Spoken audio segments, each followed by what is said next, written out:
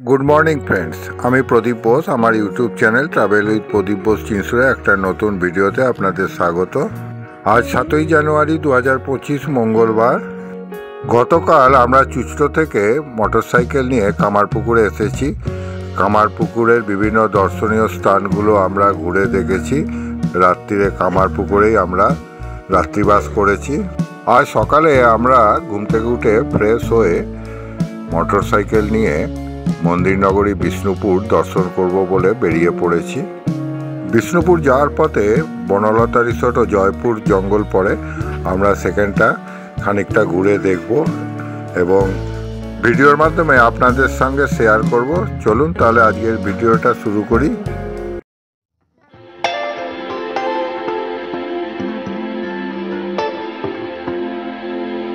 আমাদের হাতে সময় কম, আমরা উপরই এই বনলতা রিসোর্টটা ঘুরে দেখব।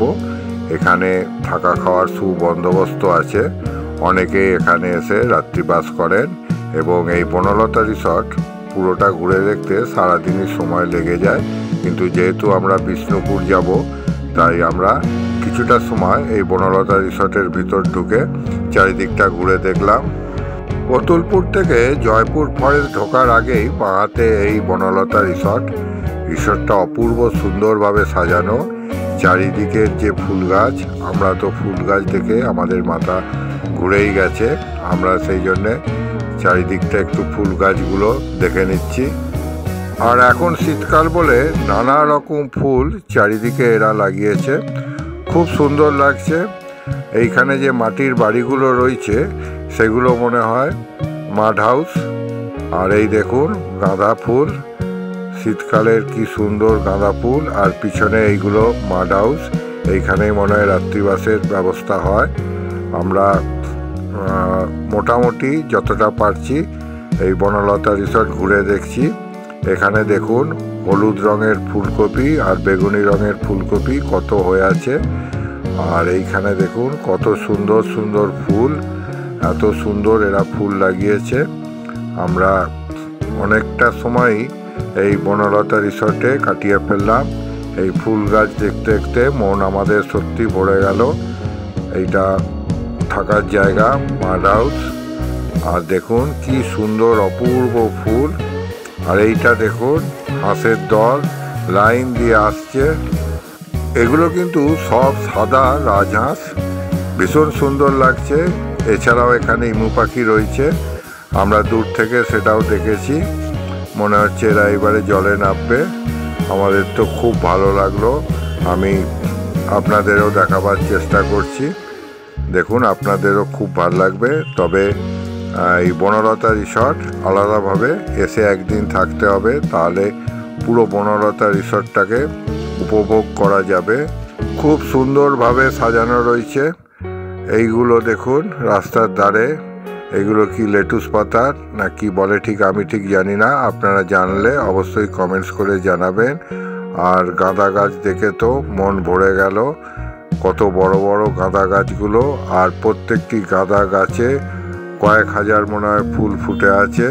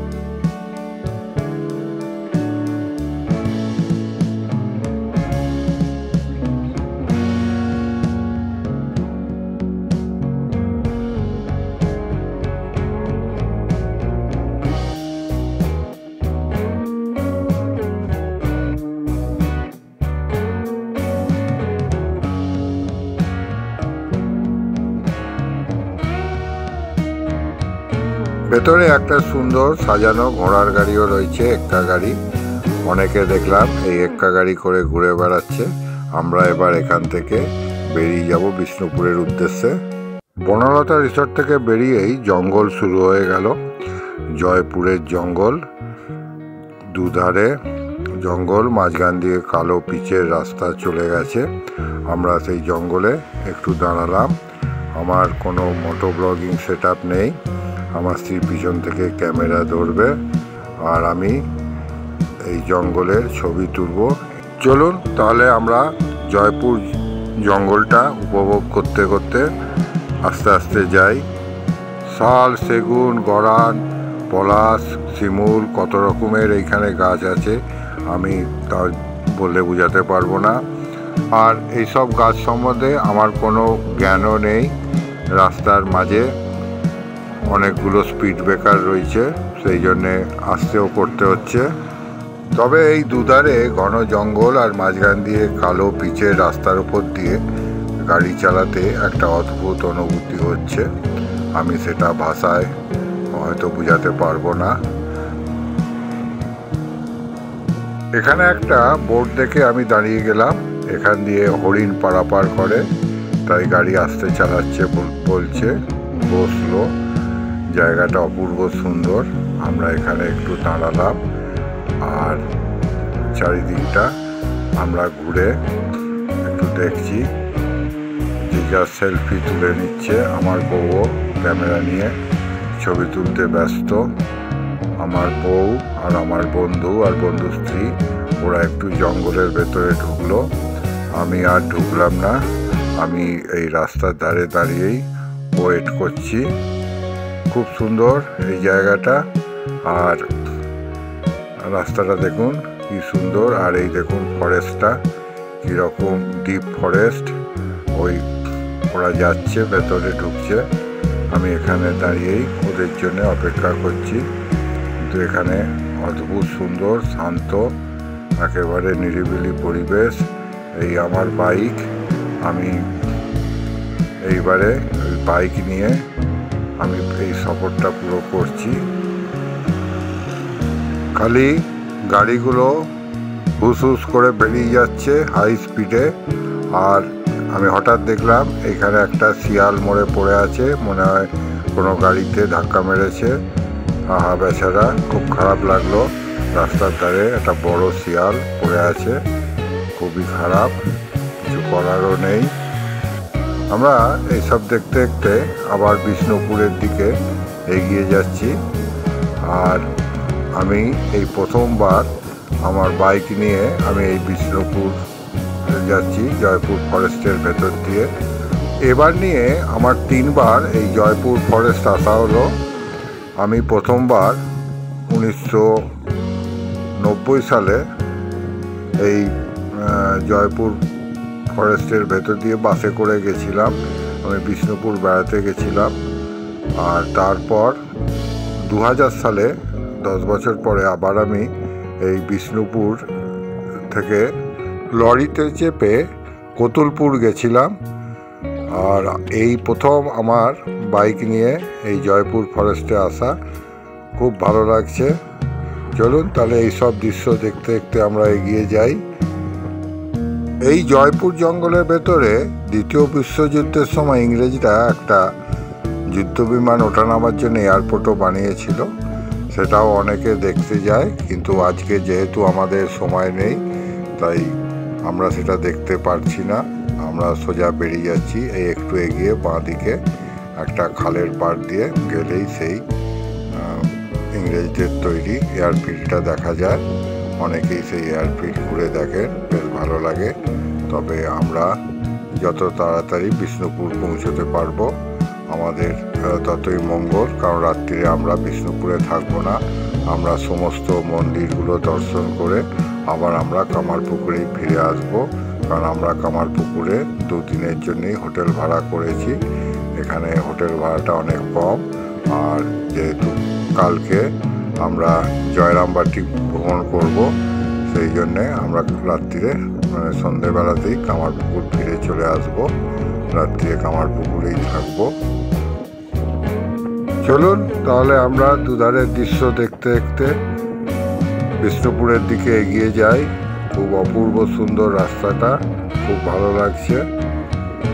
আর কি বলার আছে, তবে মাঝে মাঝে জঙ্গল কিন্তু ফাঁকা হয়ে আসছে। কিছু গ্রাম, রিসর্ট এগুলোও রয়েছে, আমরা সেগুলো দেখছি জঙ্গলের ভেতরে। এখন তো অনেক পরিবর্তন হচ্ছে, এখানেও অনেক থাকার জায়গা হয়ে গেছে। আপনারা এসে একটা রাত্রি এই বিষ্ণুপুর জঙ্গলে থাকতেই পারেন। এই জঙ্গলে হরিণ আছে সেটা বুঝতে পারছি, কারণ রাস্তার ধারে ধারে মাঝে মাঝেই হরিণ পারাপারের জন্য বোর্ড করা রয়েছে। হরিণের দেখাচ্ছে, এখান দিয়ে হরিণ পেরোয়। আর হাতিরও দেখলাম, হাতিও আছে। তাছাড়া শিয়াল যেহেতু একটা মোড়ে পড়ে আছে সেটাও আমরা দেখেছি। তাই আর কি বন্যপ্রাণী এই জঙ্গলে আছে আমার ঠিক অতটা জানা নেই, তবে পাখি আছে প্রচুর, কারণ তাদের আওয়াজ শুনতে পাচ্ছি। আর মাঝে মাঝেই এরকম স্পিড ব্রেকার দেওয়া আছে, সেই স্পিড ব্রেকারে গাড়িটা আস্তে করতে হয়। তবে এটা একদিকে ভালো, কারণ এখান দিয়ে নইলে লোকে হাই স্পিডে গাড়ি চালাবে। আমরা এই সব দৃশ্য দেখতে দেখতে বিষ্ণুপুরের দিকে এগিয়ে যাচ্ছি।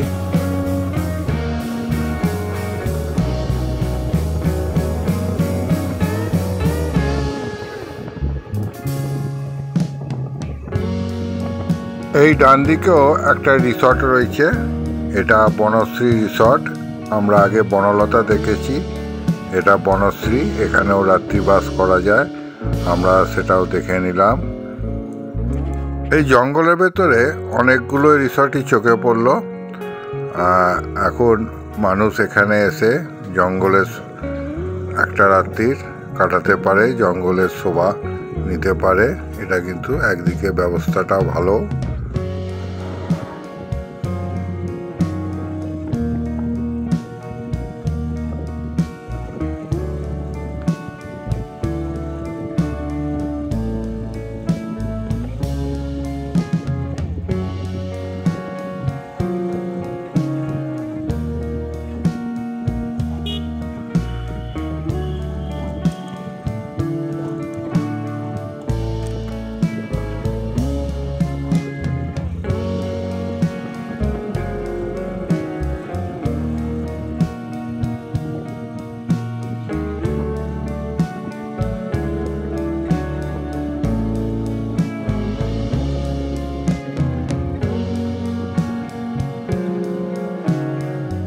আমরা এই খালটার পাশে চলে এসেছি। এই যে বাঁদিকে যে রাস্তাটা ঢুকে গেছে, এই রাস্তাটা ধরেই এয়ারফিল্ডে যাওয়া যায়, ব্রিটিশ আমলের তৈরি এয়ারফিল্ড। আমরা সেটা দেখলাম, কিন্তু আজকে আমাদের সময় নেই, আমাদের বিষ্ণুপুর পুরো ঘুরে দেখতে হবে। তাই আমরা সোজা বেরিয়ে গেলাম। বেশ ভালো লাগছে। আর এই জঙ্গলটা বেশ বড়, কারণ বেশ অনেকক্ষণ ধরেই আমরা গাড়ি নিয়ে যাচ্ছি। জঙ্গল শেষ হওয়ার কোনো নাম নেই।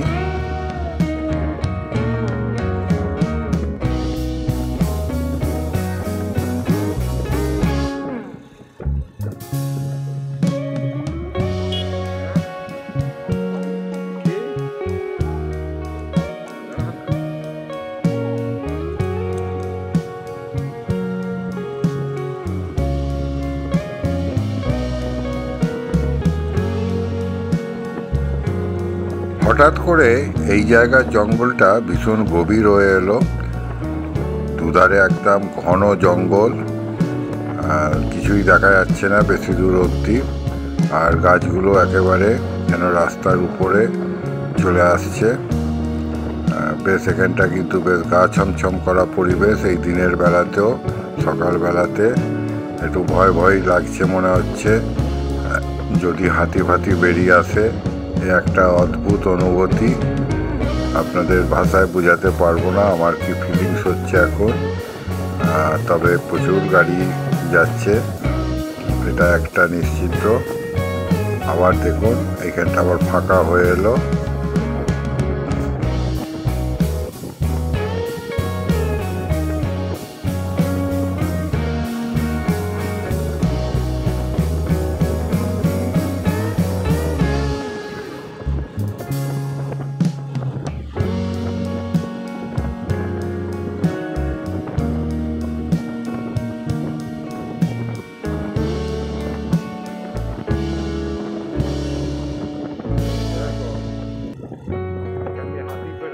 আমরা এই বোর্ডটা দেখে দাঁড়িয়ে গেলাম।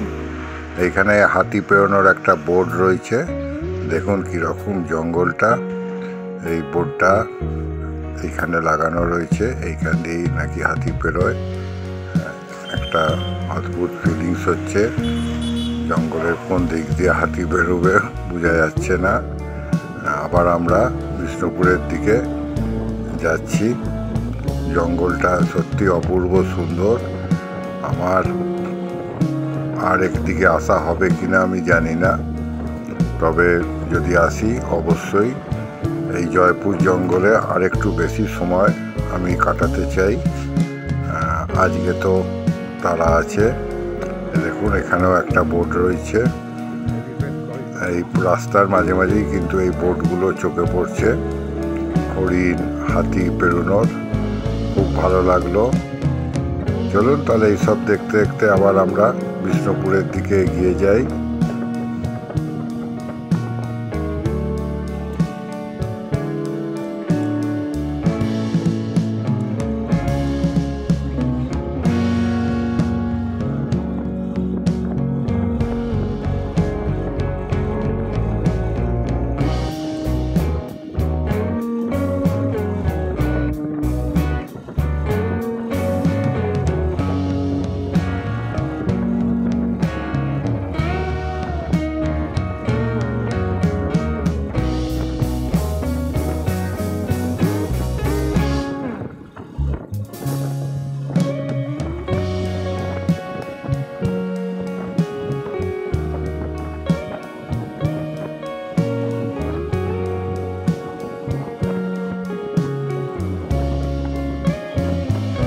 তবে আমার যেটা নিজের মতামত, এই যে মোটরসাইকেলেই একমাত্র 180 ডিগ্রি ভিউ আপনি সবসময় পাবেন, ডান দিক, বাঁ দিক, সামনের দিক। কিন্তু 4 চাকা বা বাসেতে আপনাকে যে সাইডে বসবেন সেই দিককার ভিউই পাবেন। তাই মোটরসাইকেলের ঘোরার মজাটাই আলাদা। এটা আমার নিজস্ব মতামত অবশ্য। অনেকের এটা মতামত নাও হতে পারে। এটা আমার একমাত্র ব্যক্তিগত মতামত, কারণ আমি যেহেতু বাইক নিয়ে যাচ্ছি তাই হয়তো আমার এটা মনে হয়েছে।